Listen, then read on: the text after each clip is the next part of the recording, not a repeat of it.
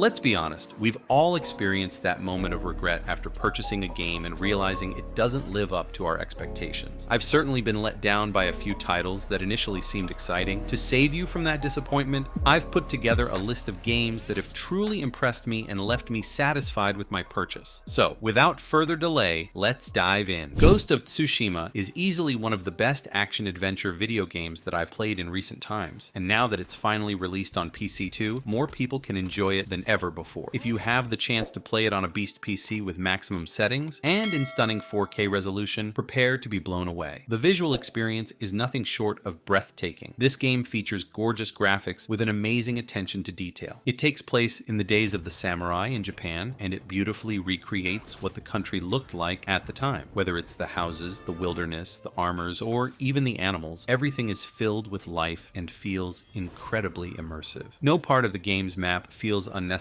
since you'll find side quests and random activities to do. The story of the game is amazing, and it does such a great job of capturing the era that it represents that the developers received a formal thanks from Japan for the accuracy. I had no idea that the Mongols had once invaded Japan. The story intrigued me so much that I had to pause the game to watch YouTube history videos about it. The gameplay has a lot of variety, as there are different fighting styles to use and many enemy types, which includes exciting boss fights, and you can choose to play stealthily or otherwise, so your approach is up to you. The only warning that I can give you is that if you've played a bunch of recent Assassin's Creed games, you might be burnt out on this kind of game design. However, I personally find Ghost far more superior to what has become of the AC franchise as of late, and it gave us an authentic Japanese experience before Ubisoft could.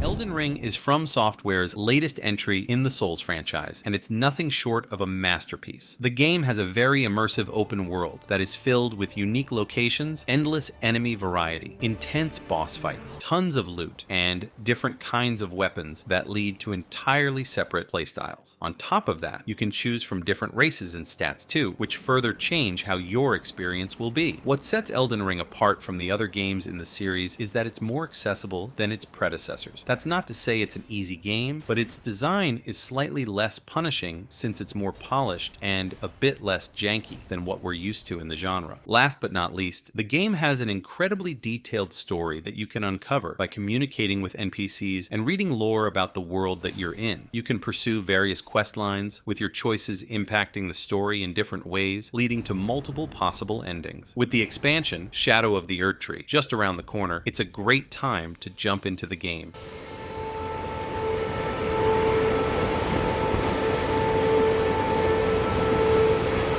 Hades 2 was one of the most anticipated sequels of this generation, especially for fans of the roguelike action RPG genre. Like the first game, it's a dungeon crawler that rewards trial and error, as each time you finish a run, you're able to keep permanent upgrades to your character, which make the next run even better. The game is currently in early access, but you shouldn't be turned off by that. The only reason it's in early access is because the developers want to take user data to improve the game in terms of its gameplay mechanics, balancing, and story. It's a complete game from start to finish, and it'll get better after months of future content updates, so you'll get more than your money's worth if you get it right now. Fortunately, if you haven't played the first game, you can still jump into this, as the story features a new playable character. The gameplay is upgraded in many ways while retaining the core of what made the first game so much fun. So there's plenty to love here for both newcomers and old fans alike. I shall return. Forgive me, sir. For those who like beat-em-ups but don't necessarily wish to play retro-themed 2D games, Sifu is a great game to play. It features a unique mechanic in which every time you die, you age a couple of years. And if you die as an old man, you have to start your adventure all over again. However, if you keep upgrading certain skills on different runs, it ends up unlocking them for good on your subsequent playthroughs, which gives the game a bit of a rogue-like touch. The story of the game isn't that deep, but its simplicity is part of the appeal, as it feels like playing through a classic revenge story. The combat of the game is incredibly fun to play, and your muscle memory will become your greatest ally as you counter, attack, and kill your way through dozens of enemies and intense boss fights. With the beat-em-up genre being a bit of a niche these days, this game remains just as relevant today as it was on its release day. Did you forget how to fight?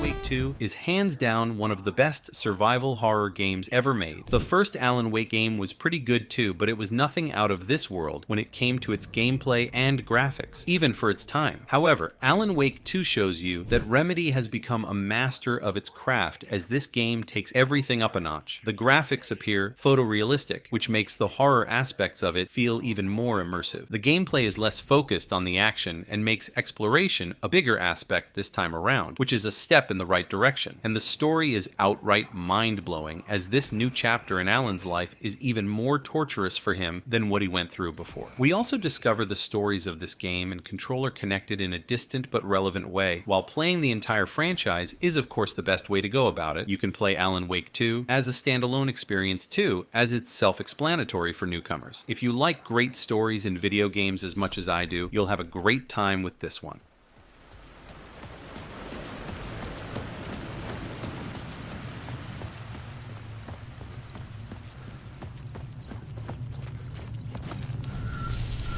Star Wars Jedi. Survivor is one of the most entertaining action games that I've played thanks to its fun combat. Whether you're fighting regular enemies or boss fights, swinging lightsabers just never gets old. And the story is pretty fun to follow too, especially if you played the first game in the series as well. Cal is a likable character and you can feel invested in his story even if you don't normally like Star Wars. The graphics and world design of the game is pretty good too, so it's essentially a complete package. The PC port, however, leaves much to be desired, so keep that in mind if that's your platform of choice.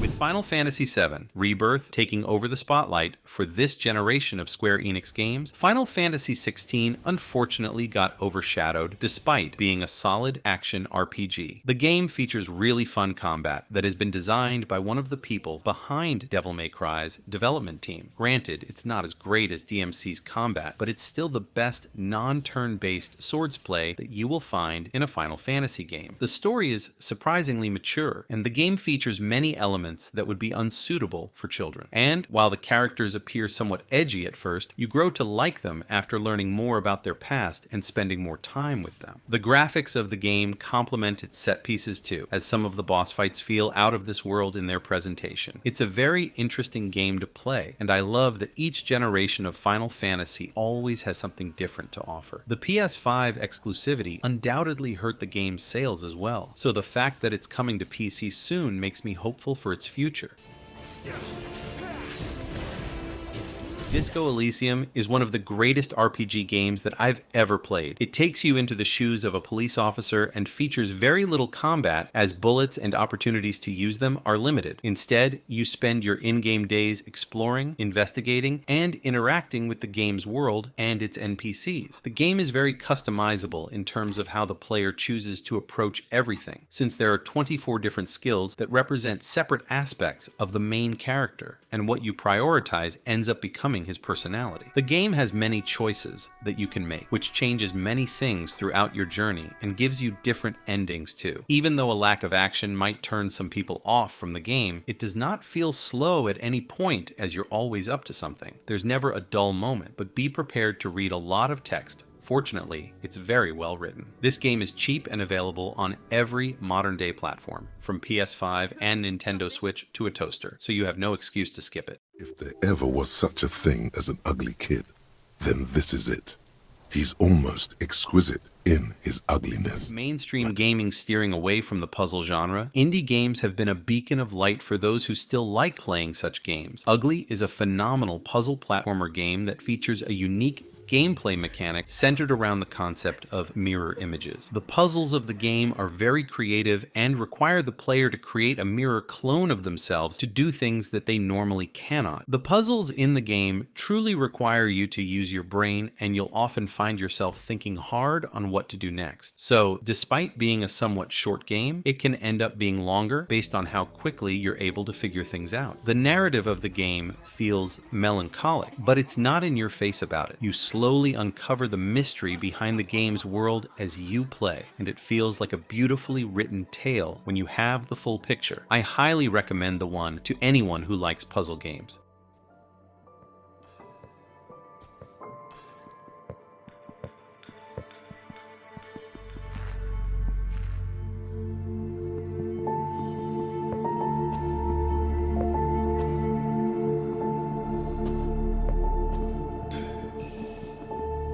Homeworld 3 is a real-time strategy video game, and it was one of the most anticipated games in the genre. The campaign mode of the game is very expansive, as there are many different ways to play the game and enjoy its detailed structure. Flying your ships through the vastness of space is an experience that not too many games offer, and it certainly never gets old. Homeworld 3 manages to deliver very entertaining combat, which requires a lot of strategy, and when your plan finally comes together, it's glorious to watch. Although the game is primarily centered around single-player gameplay, it does feature online PvP and co-op too for those who want to play with other people. One thing to note is that fans of the original games did not like Homeworld 3 very much, so if you're one of them, then you might want to steer away from Homeworld 3 as well. But if you're a newcomer who wants to play a modern game in the genre and does not expect this to be entirely true to its franchise roots, then this will be something that you will thoroughly enjoy. That's it for my list of the 10 games that you won't regret buying. Not only are all of these great games, but there is a lot of variety in how they play and their genres too. So there is something here for everyone, no matter what your tastes are. I hope you've already found what game you wish to play next in this video, and if you're looking for more, make sure to check out some of my other recommendations too on the channel. As always, thank you for watching, and I hope to see you next time.